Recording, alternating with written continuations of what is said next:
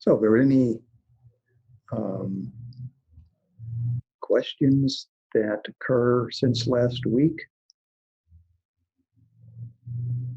or any issues with practicing that have come up?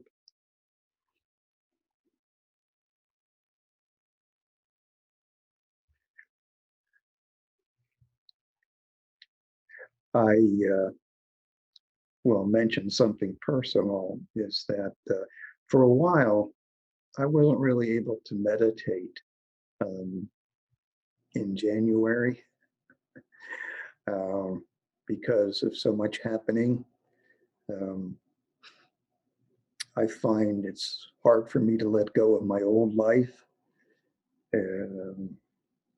So, but now, last 2 weeks, I've been able to resume and keep the mind focused and continue with my practice. So sometimes things occur that are so upsetting that it can be, I don't want to quite say impossible, but very difficult to practice. And in that case, instead of meditating, you should do some of the Weidan exercises, the external exercises that you don't need the mind focus as much, and it'll help you work off the stress. But when you have emotional upset, then it can be very difficult to try to meditate. So what we need to do is to shrink the realm of potential emotional upset.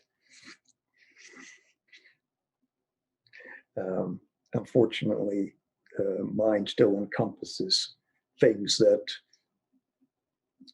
other Qigong masters would tell me, hey, you got to let go of their past life, you know. You have to. And that's why the monks went up in the mountains to practice, so they wouldn't be involved in the craziness in the layman society. So anyway, that can't happen to people.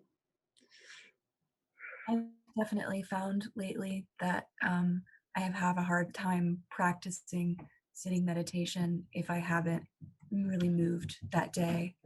And sometimes I just need to move instead of doing a sitting meditation. So what you're saying really resonates with what I've been experiencing. Yeah, because the movement does help you calm down and work off stress and excess energy. So actually tonight I'm very calm, almost sleepy. I think I can attribute some of that to having done 2 tigers this morning. So I need to get back into shape because need more stamina to do the tigers. Okay, so your Qigong practice should be a combination of Weidan and Neidan. Weidan being external elixir, that's the movement, moving the body, and Neidan being internal elixir, that's moving the qi inside the body. And of course, we have some exercises that combine moving the qi and moving the body. Now, training path so far. We work on adapting our breathing, and Dr. Yang says 3 months for each stage.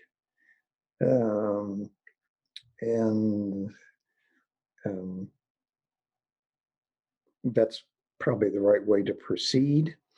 But when we teach the courses, we end up compressing that, just as he does when he teaches the small circulation in a weekend, or even in a week in California, end up compressing that for if people are absolute beginners.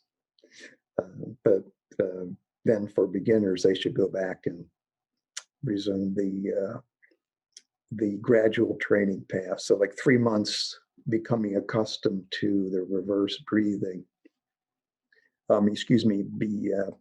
Return to childhood breathing. And then I'm going to pin myself here. There we go. Yeah. Okay, for the video. Then 3 months, become accustomed to the reverse abdominal breathing. And then remember, we can add the Mingmen breathing. Now, I'm not sure how long you need to incorporate the Mingmen breathing, because I actually started with reverse breathing, including Mingmen breathing in it. Of course, you add the Mingmen breathing and you have the front of the abdomen and the Mingmen moving in coordination. And of course, the Wei Yin's also in play. And remember, the advantage of adding the Mingmen, adding the Mingmen breathing is that you create so-called embryonic breathing, and that enables you to find the center of the center of the real lower dantian more easily than if you're just doing the reverse breathing. Okay. Center of the lower dantian being the midpoint as you move Mingmen and front of the abdomen. Okay.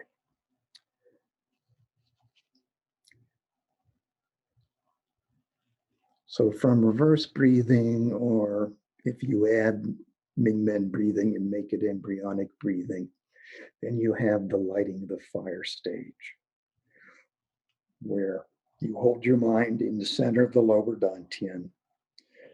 And as you're doing that over time, you try to refine your sense of the center of the lower dantian. And in the beginning, it may be the size of a grapefruit, or a baseball, golf ball maybe. You want to get it down to the size of a BB. And the more precisely you can refine your sense of the center of the lower dantian, the more successful you'll be in storing the qi there. Imagine if your sense of the lower dantian is, well, let's say it's the size of a grapefruit, and that's probably about the size of the lower dantian as a whole. And you lead the qi to the grapefruit, but if it doesn't go to the center, how easy will it be to lose that qi that's only collected, say, in the surface layer of the lower dantian rather than in the center? So if we can refine the sense of center down to this very small point, we can lead the qi in to the center, and it will be much more reliably stored there. How long do we spend on lighting the fire stage? So lighting the fire and refining the sense of the dantian center occur at the same time. Now, in the old days, I mentioned in the introduction to the class that people would be trained to light the fire for a long time, months, if not years. And they learned to be patient and to work persistently. In the modern age, we don't have that much patience. So most of us don't. And as I mentioned also in the introduction, building up the qi, lighting the fire for a period of months or years, created a dangerous situation where you had accumulated a lot of qi in your lower dantian. And when you started circulating it, if it took the wrong path, then dangerous things could occur. For example, if it went down into your legs, the extra amount of qi that your legs are not used to could paralyze the nerves, overload the nerves, paralyze the nerves and the muscles, and give you temporary paralysis, unable to move the legs. Or the qi could go through one of two dangerous gates. Remember that, well, if you haven't had this before, this will be new. You won't be remembering, you'll be new. Ling Tai, which is on the governing vessel on your back, same level as the solar plexus. And that gate has connection to the heart. So if you built up qi over the year or so, lighting the fire, and then you started to circulate it, and you let it linger in Ling Tai and go into the heart, again, you got a super amount of qi going into the heart. The heart's not used to it. The heart muscles and nerves overload and become paralyzed, and you've got heart attack. And the second dangerous gate is the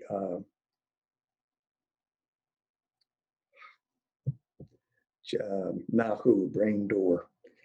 So if you run your finger up and down the center line of the back of your neck, back of your skull, you have a bump which is called the Occipital Patruberance. So right above that bump is Nahu, brain door. And as the name would indicate, you've got a pathway to the brain. So once again, if you had built up a large store of qi and it lingered in Nahu and went into the brain, it overloads your brain. And there would be people in psychiatric hospitals in China who had done this. And as a result, their brain was essentially overloaded and unable to function normally. So that was a danger of the old training path, lighting the fire for so long a time. So in the modern age, we say, okay, I've got the breathing, reverse breathing or embryonic breathing, and I feel like I'm ready to circulate my qi. Okay. So the upside is you don't have enough qi to be really dangerous. That doesn't mean you want to ignore the dangerous points, because as you continue to practice and you build up your qi, if you have a habit of ignoring the dangerous points, where the qi could go astray, when you build up your qi, you could have problems. The other, so that's the upside. Downside is you may not have built up enough qi to feel the circulation. So you're doing the circulation and you're thinking, is anything happening? Not sure I feel anything happening. So there's two factors in that not feeling. One is the quantity of qi that you're circulating. It's not large, okay? So if it were larger, it'd be more easily felt. Second factor is your sensitivity to the qi inside your body. The gong fu of internal vision, remember, so you're feeling If you're very sensitive, then you say, oh, I can feel even small quantity of qi. Okay. But these have to be built up gradually over time. So you may think of initially that, gee, I'm not sure anything's happening. So Dr. Yang created a training path for the small circulation that is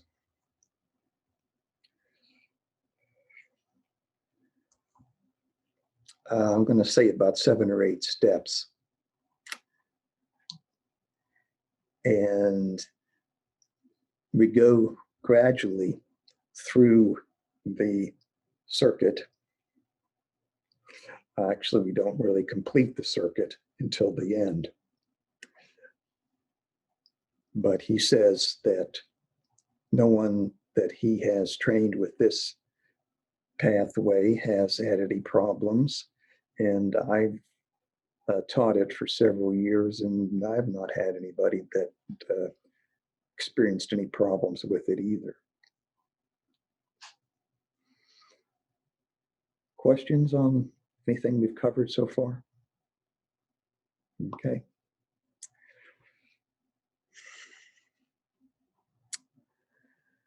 As you're building up, or as you're lighting the fire, you're refining your sense of the center of the lower dantian, and you're also increasing your lower dantian's capacity to hold the qi. So as you build up the qi, you'll also build up the dantian's capacity to contain it. And this is very important,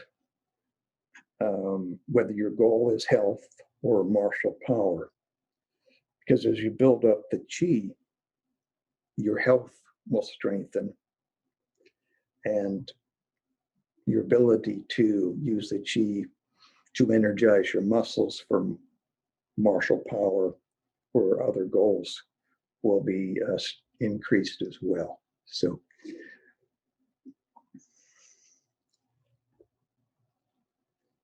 now, let me go over a few points of the anatomy of the small circulation. Okay, we've talked about the real lower dantian. So remember, on a level about 2 inches below the navel and in the center between the front and back walls of the abdomen, or the abdominal cavity. Then a couple of other important points in the geography of the small circulation are the Yin Jiao point. This is conception vessel number 7. It is, again, 2 inches below the navel. That's the front gate for the lower dantian. So the qi can be led out and also can be led back in through the Yin Jiao. And in fact, we'll be doing that in one of the stages of the training. On the governing vessel in your back, same level as the navel, we have our old friend Mingmen, governing vessel number 4, which is between L2 and L3. That's the back gate to the lower dantian, and qi can be led in and out of the Mingmen. So we have 2 gates, and we're going to use those gates in the training steps to complete the small circulation. We also have a gate that should be familiar if you've done a lot of Qigong, and that's the Wei Yin at the bottom of the torso. It's his conception vessel number 1. And it's located midway between the anus and the sex organ. So that's going to be a way station when we do the circulation. And for right now, that's all the geography of the small circulation that we need to know. We also need to know that, as we do in all of our Qigong and Tai Chi, unless the instructions for what we're doing explicitly say to do otherwise, we prop the tongue, the tip of the tongue, and the roof of the mouth in the place where the roof of the mouth is most ticklish or sensitive. And I think I mentioned before the names of this tongue propping, tongue column, or building the magpie bridge. So all three of those are names for placing the tip of the tongue on the roof of the mouth lightly. And of course, what this does for our Tai Chi and our Qigong is create a stronger connection between the governing vessel and the conception vessel. So they connect ordinarily, otherwise we would probably die because we wouldn't have the qi circulating as it needs to. But by propping the tongue, we create a stronger connection. So that's very useful for when we want to lead the qi. So we need to get used to the tongue propping. And we also need to get used to the cross-legged sitting. I'm trying to think of, because some people find the cross-legged sitting uncomfortable. Yeah, and it is in the beginning, because your legs will get stiff, maybe even get numb. If you keep practicing, they'll adjust. Also, you can put cushions under the ankles, under the knees, to help prevent the legs from going numb. But the necessity of crossing the legs is to prevent the qi from going down the vessels that run up and down the legs. See, Wei Yin is yin junction, translated, and it connects not only governing and conception vessels, but the vessels that go up and down the legs. So if we don't block the leg path by crossing the legs, the qi can go down the legs. And remember, I mentioned if you have a lot of qi you're trying to circulate, it can overload the nerves. Even if you don't have a lot of qi, you're going to lose the qi that you're trying to use to reopen the governing and conception vessels.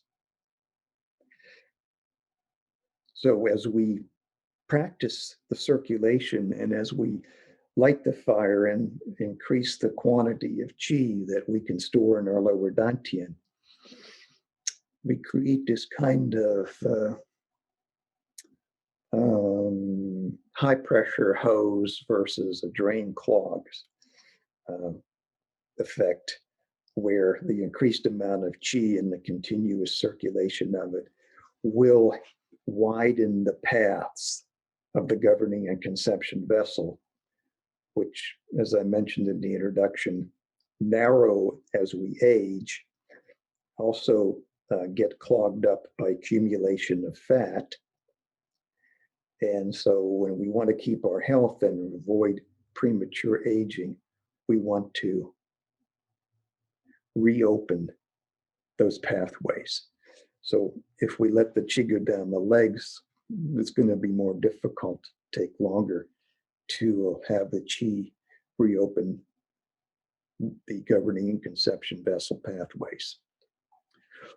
Okay, so I'm going to mention the first stage of circulation. Now, you may want to just continue to work on something, a stage previous to that. like lighting the fire or getting comfortable with the Mingmen breathing or the reverse breathing even. But if you're ready to say, okay, yeah, want to start circulating, the first step is to exhale, place your mind in the Mingmen, place your mind in the Wei Yin.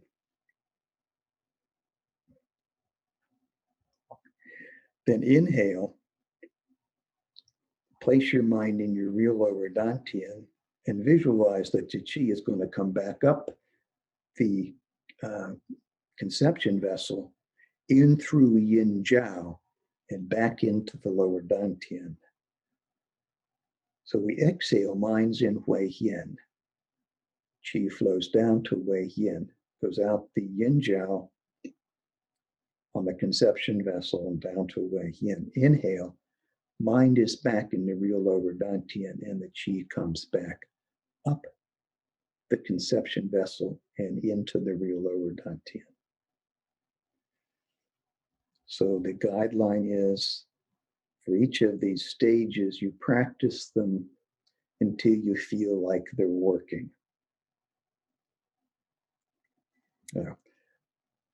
Again, that requires you to have feeling or some confidence in your feeling. All right, I'm going to check the time.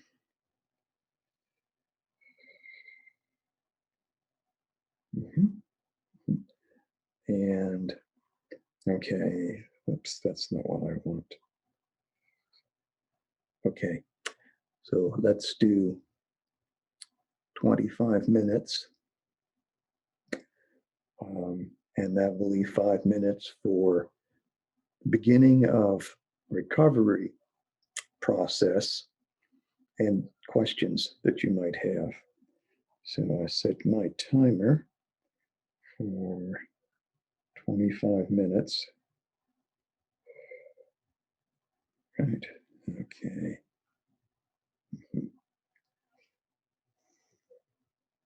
I'm going to dim my light a bit and I'll cross my legs.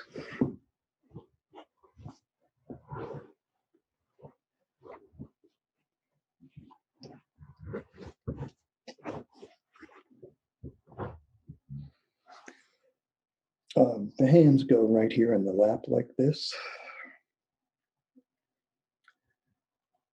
And our meditation session should be divided into 3 segments. First segment is lighting the fire.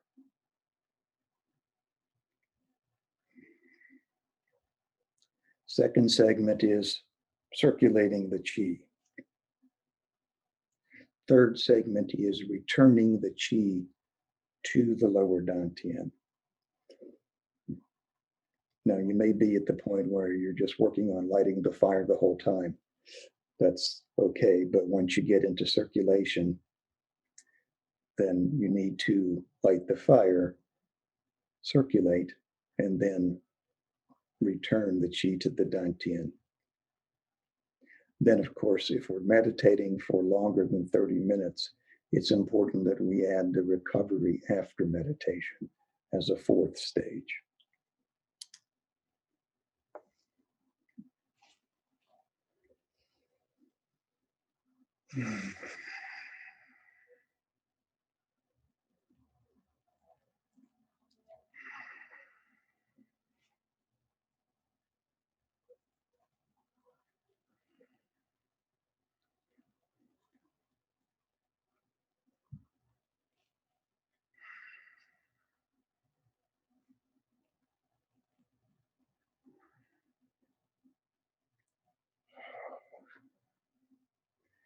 Remember that as you're lighting the fire, if you feel heat in the lower abdomen or the muscles in your abdomen begin to twitch, that is a totally normal reaction.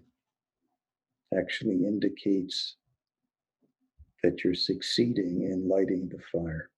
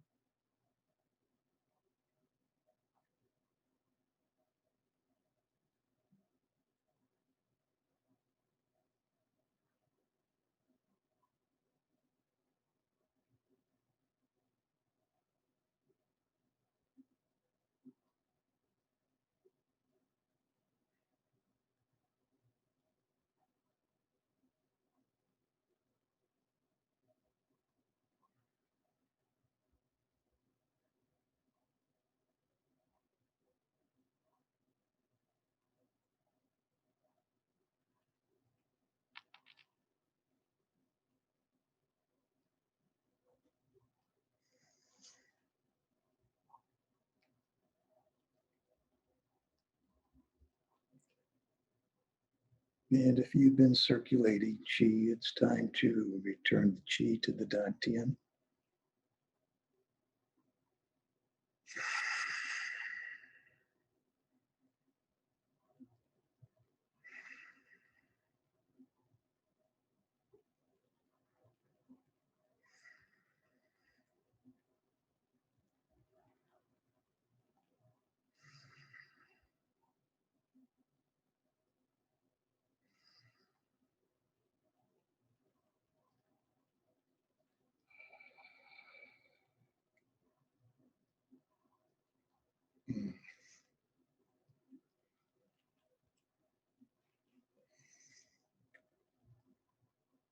And in the process of recovery after meditation, the first maneuver is to stretch up.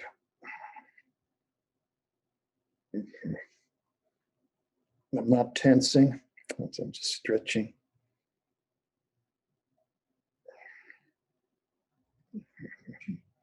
Bend each side.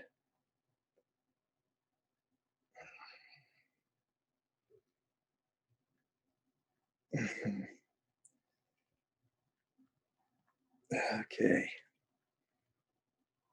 So that's the first exercise. And we'll be lengthening the meditation and adding more of the recovery steps as we go on.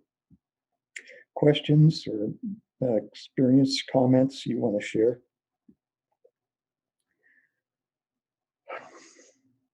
It was so nice and so smooth tonight. I want to stop. Okay, so here's a question for you. You're teaching this to somebody and the student says, my lip twitches when I do this. Is that something I should worry about? Why is that happening? It's like, think about what would your answer be?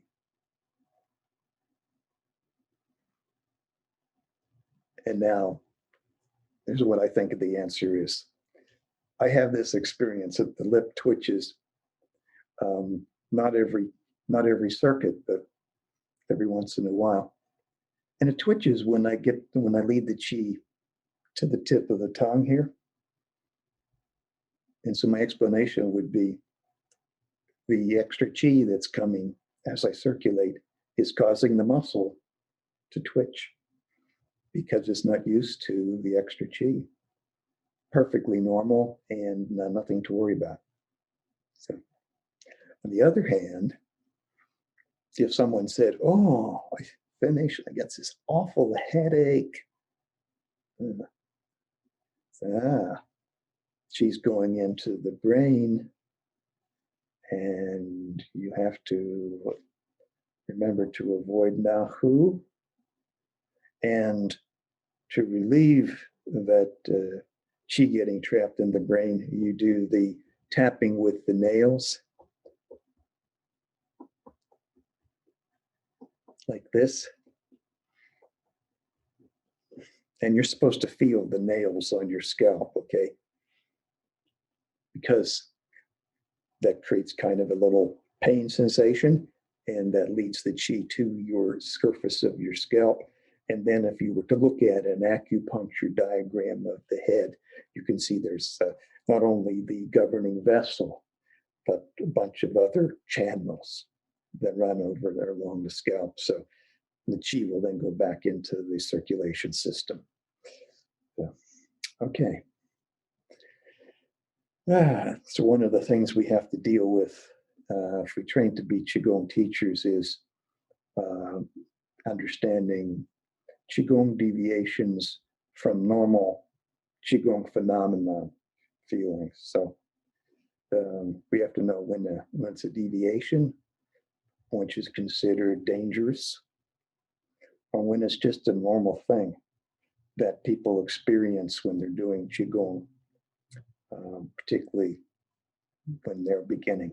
So, okay. Thanks for tuning in tonight.